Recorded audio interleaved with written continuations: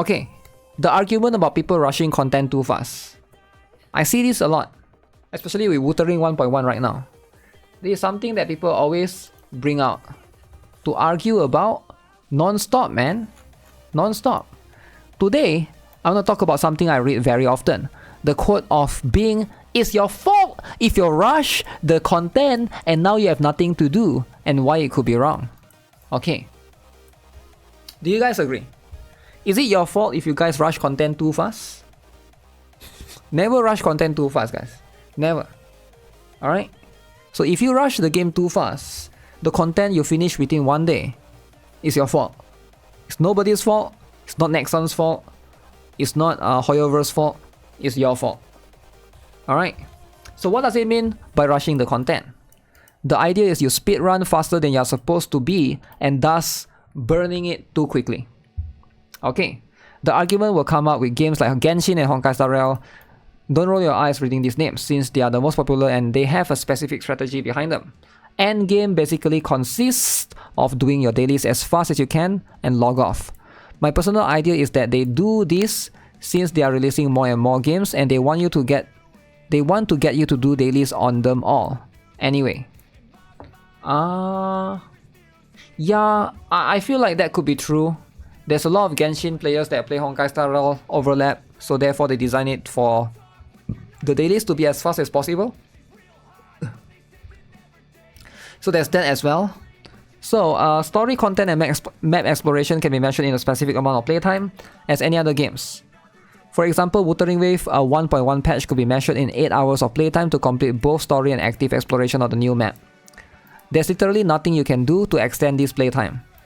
Not rushing would mean artificially taking more time than it actually takes to complete this content.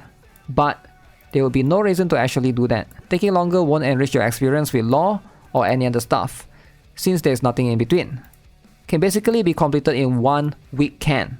I believe what people are asking for when they complain about this is just the fact that there is no repeatable content to enjoy, some time to spend in the game they love. Let's take another game I play for an example. Epic 7. Everybody's favorite game. Epic 7. This game has a storyline, but after you can enjoy PvP, which I assure you is not as pay to win as you think it would be. So this guy is coming up with good points. Alright, he's saying Genshin, Honkai Star Rail, you play finish the patch, there's nothing to do. Wuthering Wave, there's nothing to do. But in everybody's favorite game, Epic 7, you can PvP. Alright. So very, very interesting. Of course, whales will have some advantage, but that's just how every gacha game is. You can spend a lot of time with the characters you pull playing different modes. Real-time arena, offline arena, PvE raids, dungeons, and more stuff. I'm not advocating for PvP content since I know some people hate it. I don't. But that's my personal opinion. Even though it could be made differently as minigames and stuff and not necessarily C6 teams against C0. Cough, Tower of Fantasy, cough. But having some multiplayer activities to do, which wouldn't harm anyone, but making the game more enjoyable instead of just waiting for leaks to drop. To have some form of excitement or waiting for the next patch. Any thoughts on how to make everyone happy and or criticism is appreciated. So what do you guys think? So I can see from his perspective, there are a lot of people that try to rush the content fast and finish it within 1 or 2 days. For sure they are. But here's the truth, right? Here is the truth. While there are people that do that, and there are some people that actually enjoy playing the game that way, I don't see anything wrong with that, right? I feel like it's just a different style, different way of playing the game. If that's how you want to play your game, go ahead and play your game that way, right? I don't think it's that big of a deal. At the end of the day, you know, like a lot of people play different. Like I do think that most gacha players probably play multiple gacha games to begin with. So if they finish one, they can go to the other one to do But then when it comes to, I would say, gacha games, like, most gacha games do have endgame content. That's why gacha games have endgame content. They give you that for you to do, right? In Honkai Star Rail, it's Memory of Chaos, it's Pure Fiction, it's Apocalyptic Shadow. In Genshin Impact, it's probably Spiral Abyss, those things, right? Those things are supposed to be like after you finish the content, then you do those things, right?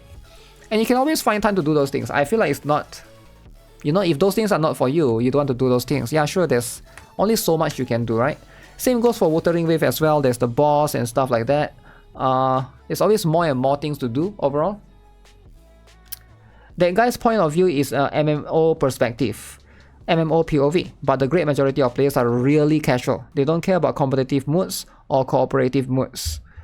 I do think I agree, right? But I can also see why adding more interactable stuff in a gacha game might not be that bad. Although I'm not sure what would be like a good thing to add. Like when we talk about multiplayer in a gacha game, something that you can do in a game, in a gacha game with other players, what else can it be outside of PvP? I can't think of anything. Maybe you can do co-op for certain things, but it's like co-op, like do people like co-op? Some people don't like co-op, like Nikkei co-op, a lot of people don't like it actually.